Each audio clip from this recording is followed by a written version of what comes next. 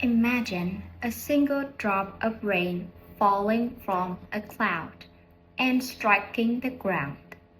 In that brief moment, the drop links the air above, the water it came from, the soil it soaks to, the plants that will draw it upward, and even the distant ice that once held part of this molecule.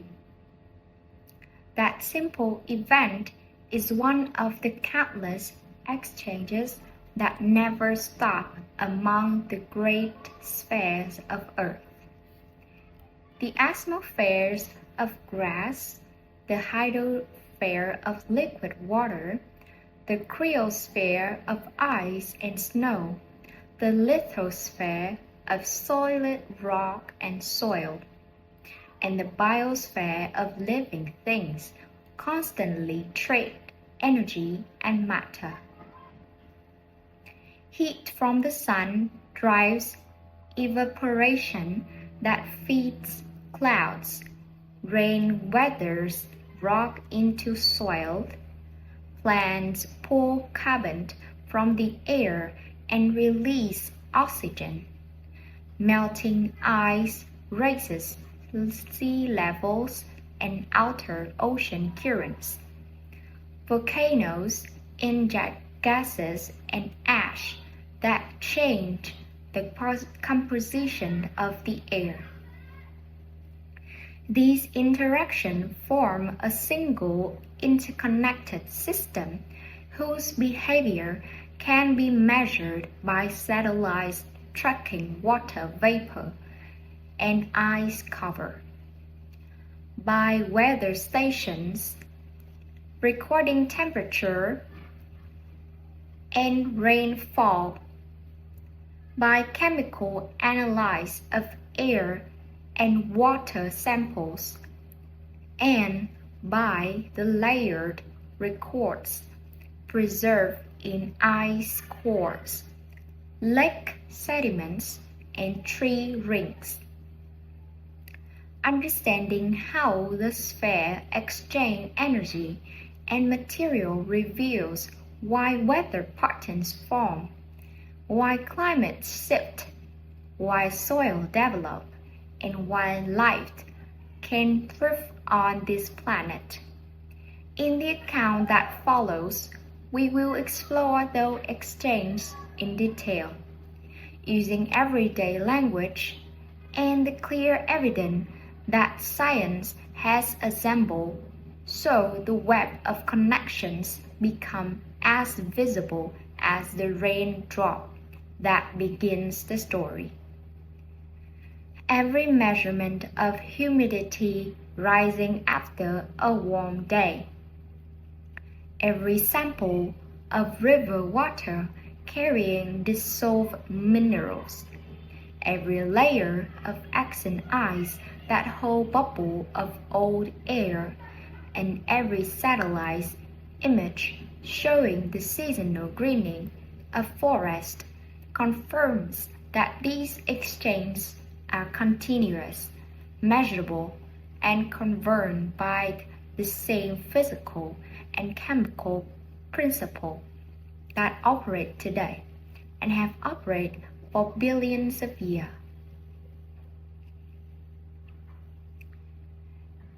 The atmosphere is the thin envelope of gases that surround the planet, composed mainly of nitrogen and oxygen with smaller amount of argon, carbon dioxide, water vapor, and other trace gases. It extends hundreds of kilometers upward, yet most of its mass lies within the lowest 15 kilometers. Solar energy absorbed by the surface and by atmospheric gases creates temperature differences that drive winds and the large-scale circulation of air. Water vapor, the most variable component, is the primary link between the atmosphere and the hydrosphere.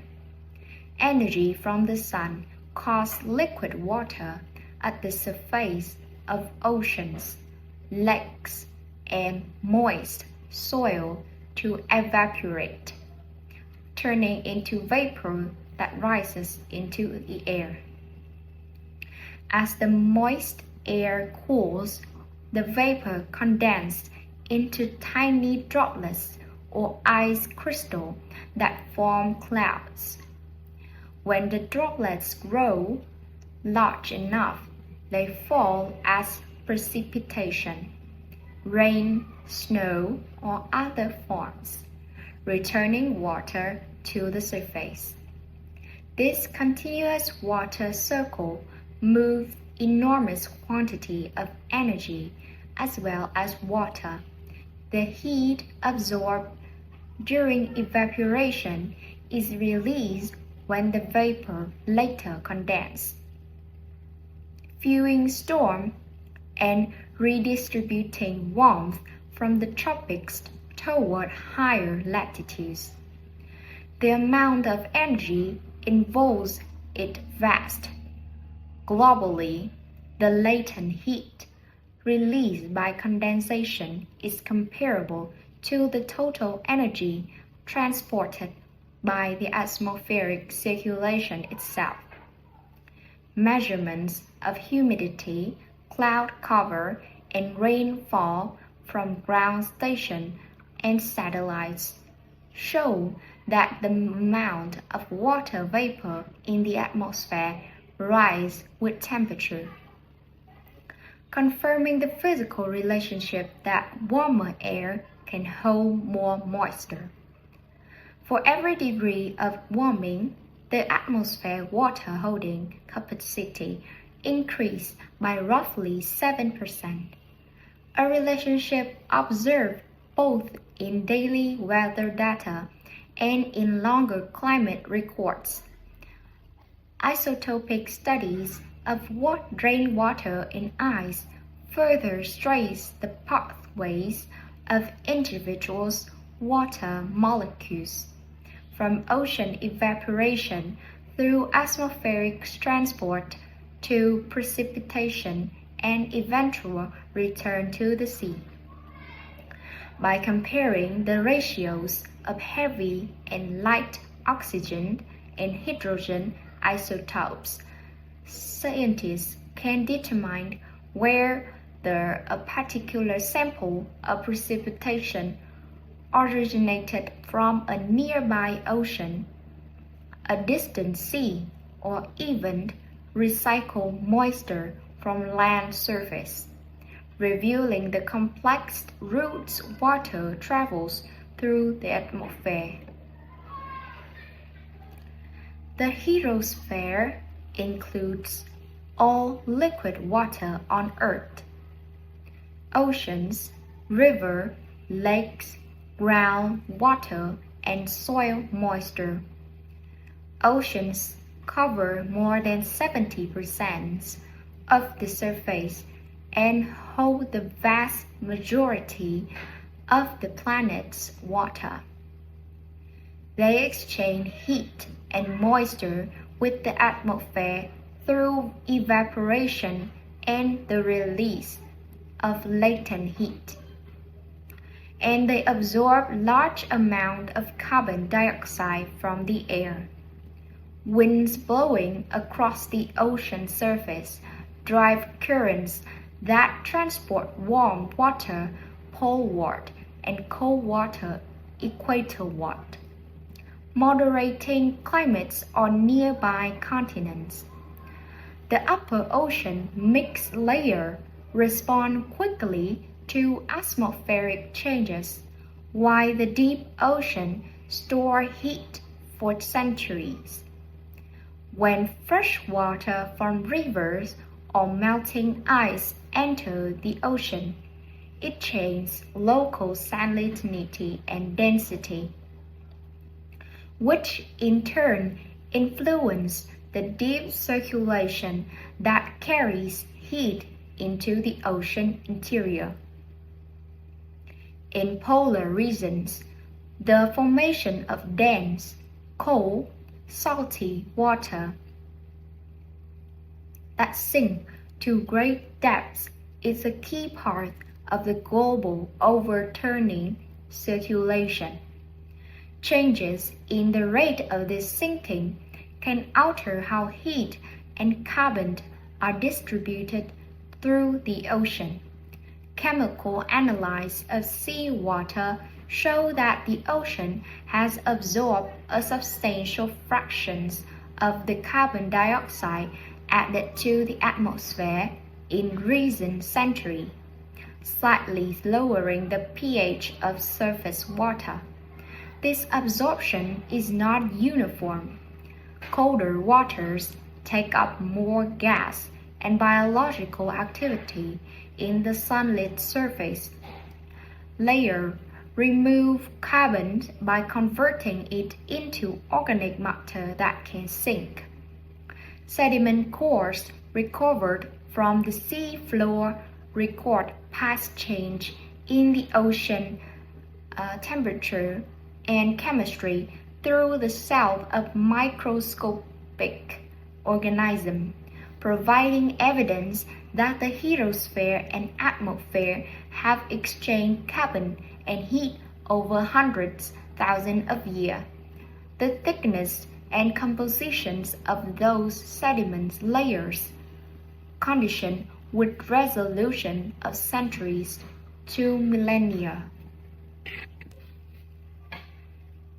The cryosphere consists of all frozen water, ice sheets, glaciers, sea ice, snow cover, and permafrost. Ice and snow have high reflectivity, so they send a large fraction of incoming sunlight back to space. Fresh snow can reflect 80 to 90% of sunlight, while bare ice reflects less and open ocean reflects only a few percent. When ice melts or snow disappears, darker surface absorb more energy, creating a feedback that can amplify temperature changes. This albedo feedback is especially strong at high latitudes and is observed in the rapid warming of the Arctic compared with the global average. Melting of land ice adds water to the ocean and raises sea level, while the melting of sea ice alters the density of surface waters and can influence ocean circulation. Permafrost holds large quantities of organic carbon accumulated over thousands of years. When it thaws, microbes can convert some of that carbon into greenhouse gases that can enter the atmosphere. The total amount of carbon stored in permafrost is estimated to be roughly twice the amount currently in the atmosphere, making the potential release a significant long-term feedback. Satellite observation track the seasonal advance and retreat of snow and the long-term decline in the area of Arctic sea ice. While ice cores drilled through ice sheets contain layers of annual snowfall that preserve samples of ancient air and dust. The thickness of those layers and the chemical compositions of the ice record past temperatures, precipitation rates, and atmospheric composition, demonstrating that the cryosphere has responded repeatedly to shifts in the energy balance of the planet. Dust particles and volcanic ash trapped in the ice also reveal past changes in atmospheric circulation and the frequency of major eruptions.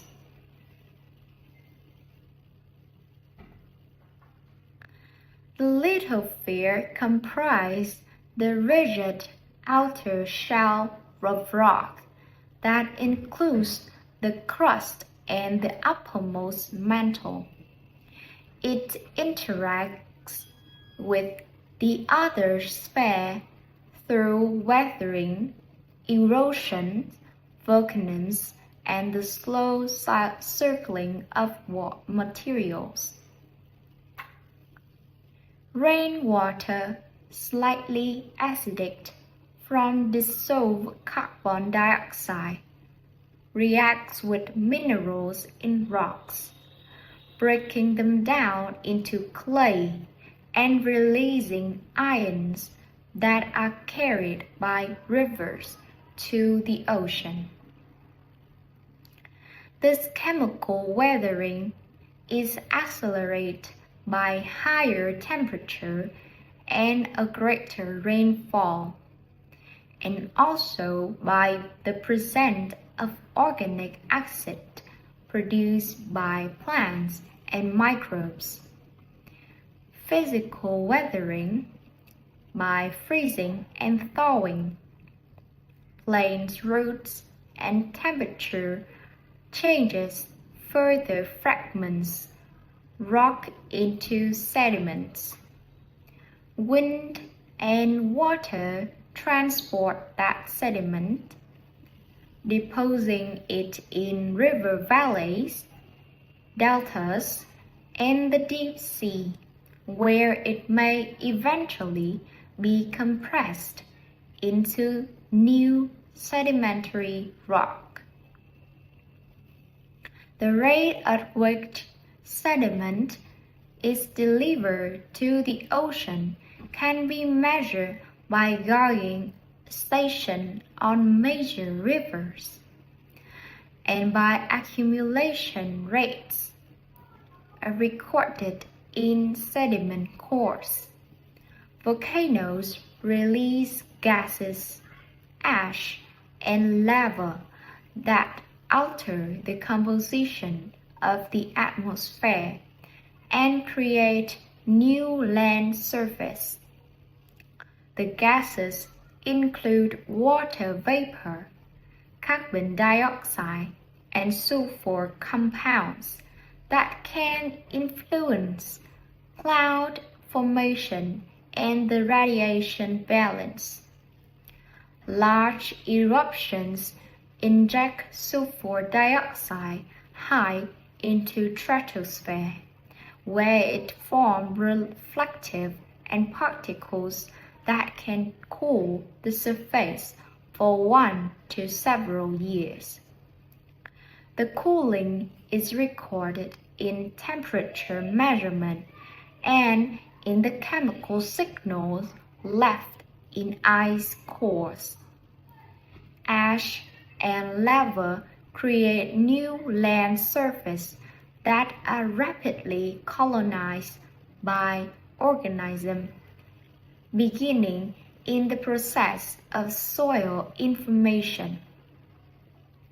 Earthquake activity and the uplift of mountain ranges change the elevations of the land, altering patterns of rainfall and the paths of river.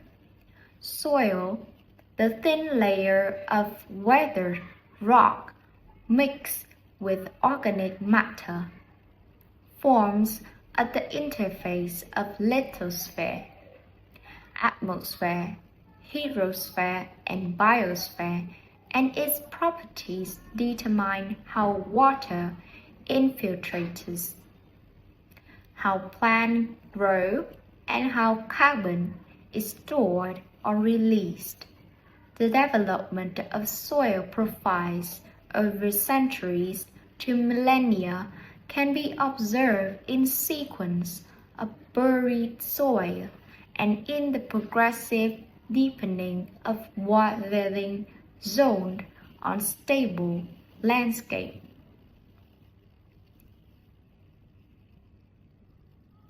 The biosphere encompasses all living organisms and the organic matter they produce. Life depends on the other spheres for water, gases, nutrients, and energy, and in turn modifies those spheres. Through photosynthesis, plants and certain microbes take carbon dioxide from the atmosphere and water from the hydrosphere, using sunlight to produce organic compounds and release oxygen.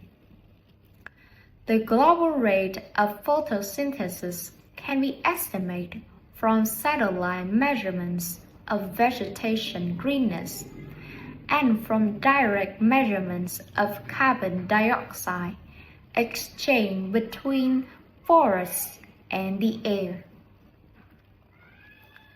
Respiration and decomposition return carbon dioxide to the air and water. The balance between the processes regulates the amount of carbon dioxide and oxygen in the atmosphere over a long time scale. Roots of plants stabilize soil, reduce erosion, and enhance chemical weathering by releasing organic acid. Microbes in soil and ocean drive nitrogen cycle, converting atmospheric nitrogen into forms that plants can be used, and later returning nitrogen gases to the air. Forests and grasslands influence local climate by shading the ground, releasing water vapor through transpiration and changing reflectivity of the surface. A dense forest canopy can reduce surface temperature by several degrees compared with open ground and can really increase local rainfall by returning moisture to the air. Coral reefs and shell-forming organisms in the ocean remove calcium and carbonate ions from seawater to build skeletons, linking the biosphere to the chemistry of hydrosphere and the eventual formation of limestone in the lithosphere.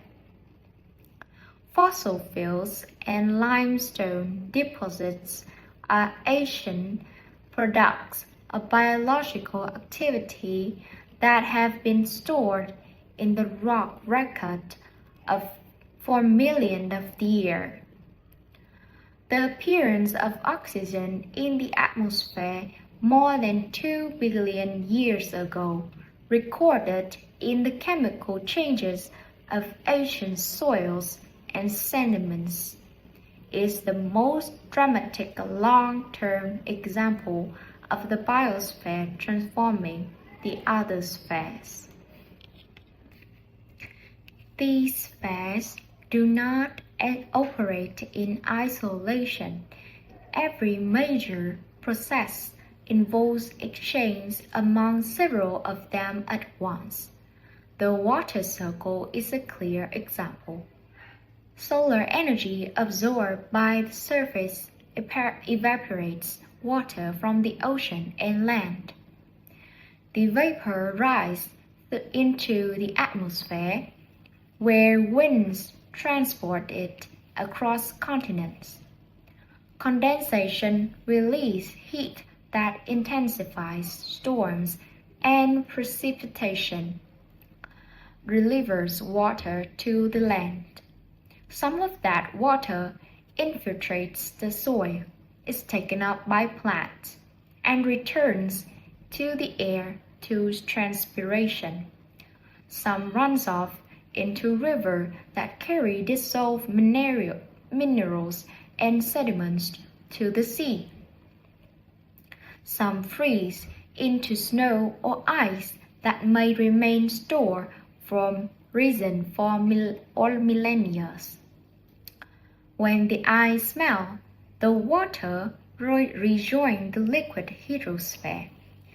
The entire cycle can be quantified by combining satellite observation of precipitation and evaporation with ground-based river discharge data and measurements of soil moisture and snow water content. These observations show that the cycle moves hundreds of thousands of cubic kilometers of water each year and transfer vast amounts of energy from the surface through the atmosphere. Changes in one part of the circle, such as reduced snow cover or increased atmospheric water vapor, produce measurable response in the other. The carbon cycle provides another illustration of multi-sphere interaction. Carbon dioxide enters the atmosphere from volcanic outgassing, respiration, and the burning of organic matter. Plants and phytoplankton remove it through photosynthesis. Some of the carbon is stored in living tissues, some is buried in soils or sediments, and some dissolve in the ocean. Chemical weathering of silicate rocks on land consumes carbon dioxide and delivers bicarbonate ions to the sea, where they can be incorporated into carbonate minerals. Over geological time, this process helps regulate the amount of carbon dioxide in the atmosphere.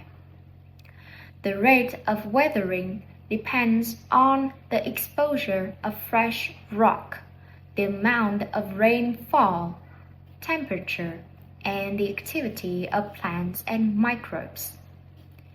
Ice core records of ancient air bubbles show that atmospheric carbon dioxide has varied in step with temperature over the past several hundred thousand years, while sediments, cores, and fossil soils record long-term shift linked to change in weathering rates and volcanic activity.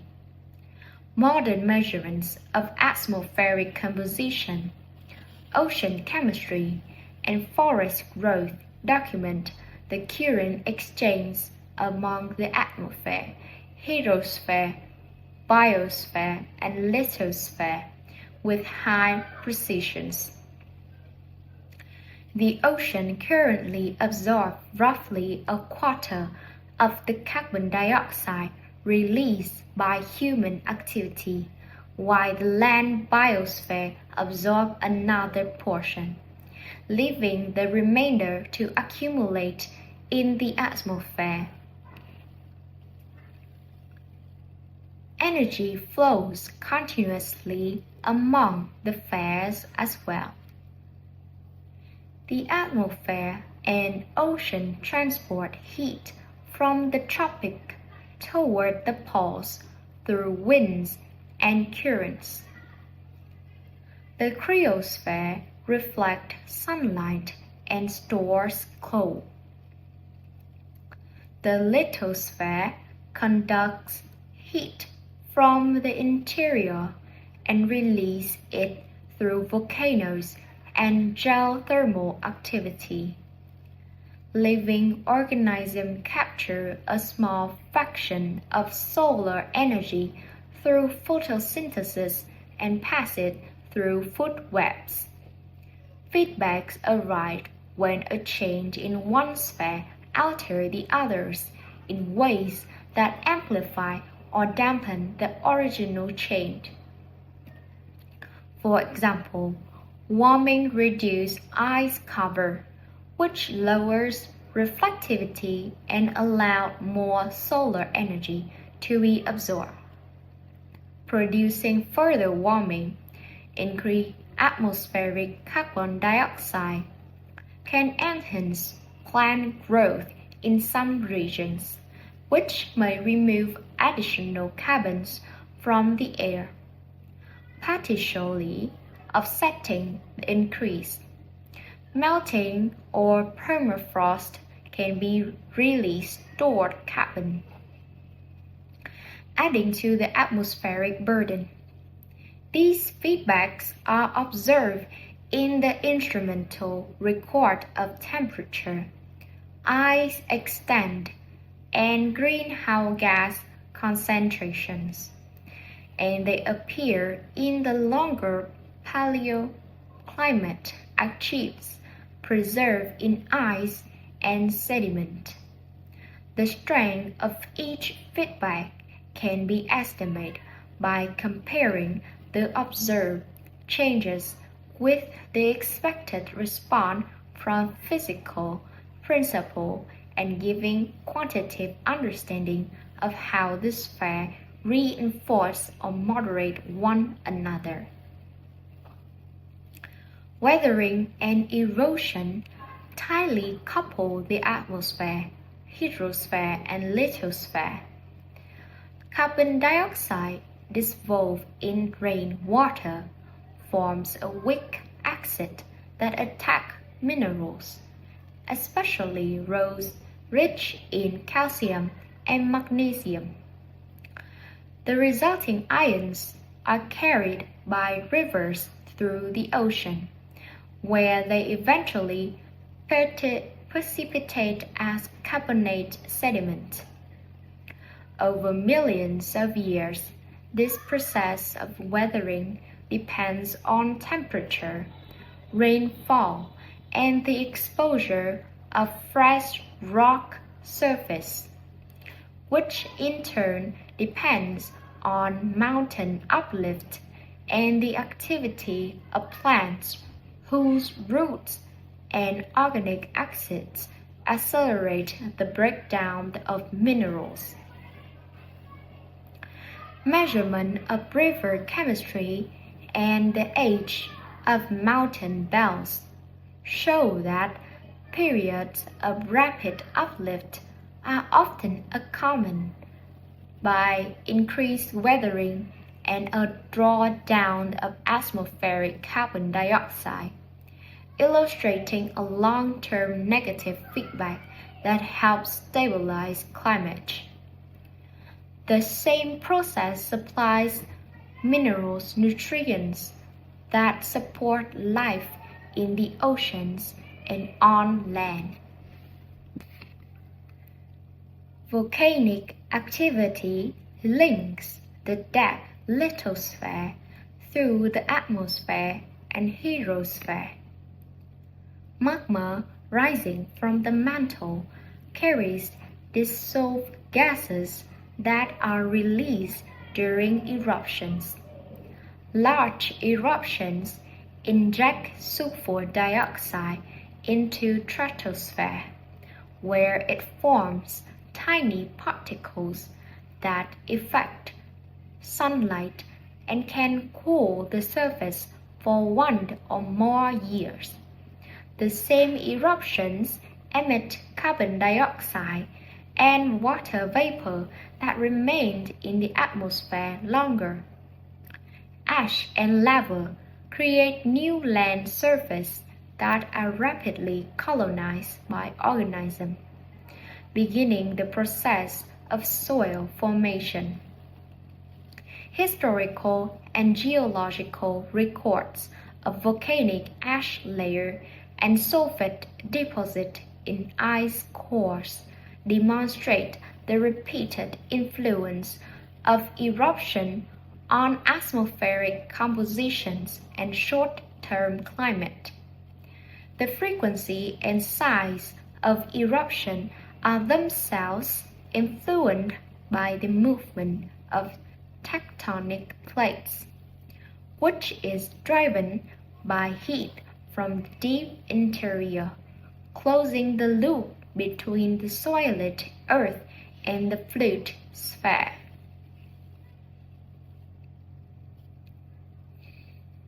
The biosphere modulates nearly every exchange. Forests intercept rainfall, reduce runoff, and increase infiltration into soil.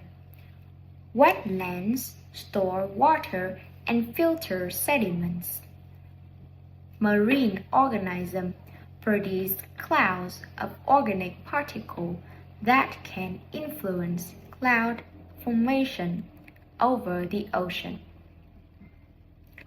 The collective activity of life has transformed the atmosphere over billions of years, raising the concentration of oxygen to its present level and lowering the concentration of carbon dioxide from earlier, much higher values. The evidence lies in the chemical composition of ancient soils. The isotopic signature of sedimentary rocks and the appearance of oxygen using organisms in the fossil record. Today, the biosphere continues to influence the composition of the air and water on time scale, from seasons to centuries, as seen in the annual cycle of carbon dioxide that rises in winter and falls in summer at plants in the northern hemisphere, grow and then decay.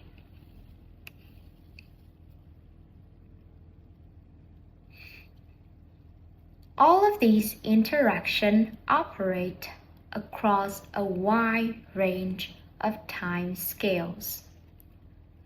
Thunderstorms and ocean waves exchange energy and matter in minutes to hours. Seasonal cycles of snow accumulation and melt, plant growth, and monsoon rains operate over months.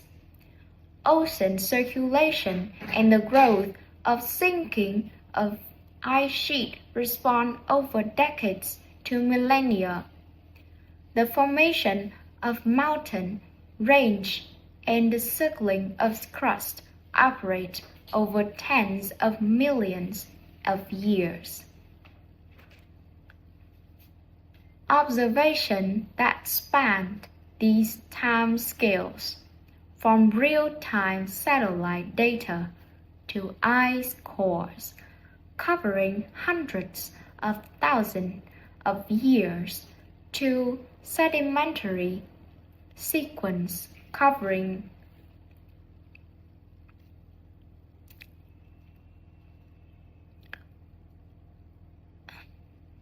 hundreds of millions of years, show that the sphere have remained tightly coupled throughout Earth's history.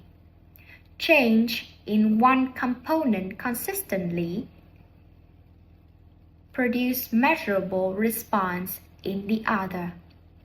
confirming that the planet functions as an integrated system rather than a collection of isolated parts. The consistency of this response across different records and methods give high confidence that the underlying physical and chemical processes are correctly understood.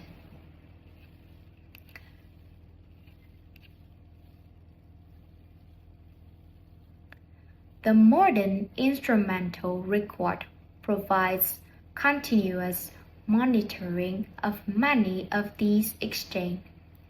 Network of weather stations, ocean buoys, and atmospheric sampling sites track temperature, humidity, carbon dioxide, and ocean chemistry. Satellite measure ice extent, vegetation greenness, sea surface temperature, and the height of the ocean surface. Ground-based observatories records the flux of carbon dioxide between forests and the air, while river gauges measure the delivery of water and dissolved minerals to the sea. When these data streams are combined, they reveal the quantitative rates at which energy and matter move along the spheres today. The same physical and chemical principles that govern the present-day exchange also explain the patterns preserved in the geological record, giving confidence that the interactions are well understood. In this continuous exchange of energy and materials, the spheres maintain the conditions that allow liquid water, a stable climate range, that abundant life to persist. The atmosphere moderates temperature extremes and supplies the gases required by organisms. The hydrosphere and cryosphere store and transport water and heat.